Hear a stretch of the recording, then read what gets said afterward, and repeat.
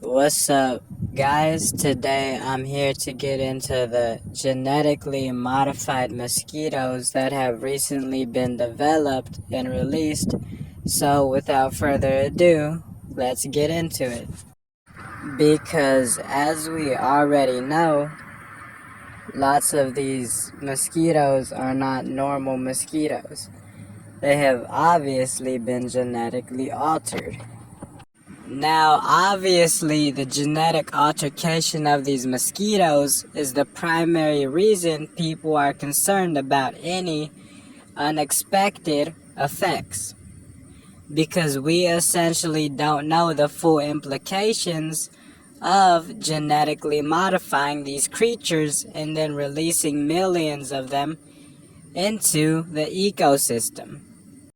And as you can all see by this right here, there is legitimate concerns about essentially the full health implications of releasing these genetically engineered insects.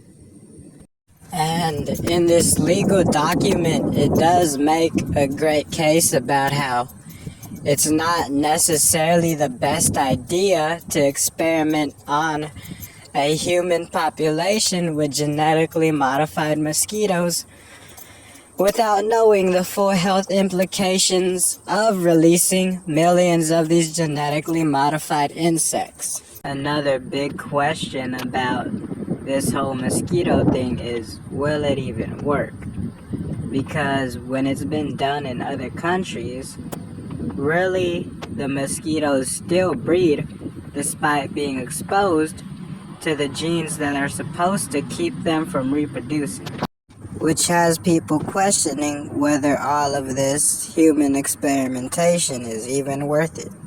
Because from what I've seen is that, yeah, these mosquitoes do become a bit different once they release these genetic modified ones, because essentially I've seen more aggressive mosquitoes.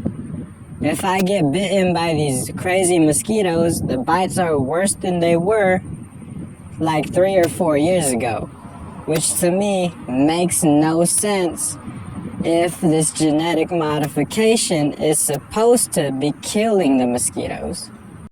And as you can see right here, the release of 450,000 genetically modified mosquitoes in Brazil resulted in an unintended genetic contamination of the local population of mosquitoes, which means that there were unintended genetic effects that occurred within the population of insects that they were experimenting on. Which is why lots of individuals are essentially, weirded out by the fact that scientists are trying to genetically modify these creatures and then release them into the ecosystem. Because as we can tell from the past, this experiment didn't even work very well, but it also had unintended genetic contamination of the mosquitoes that was experimented on. So for them to do it again in 2021, 2022, 2023, after they had already done it in multiple countries in the early 2010s, basically makes no sense since it didn't even work way back then.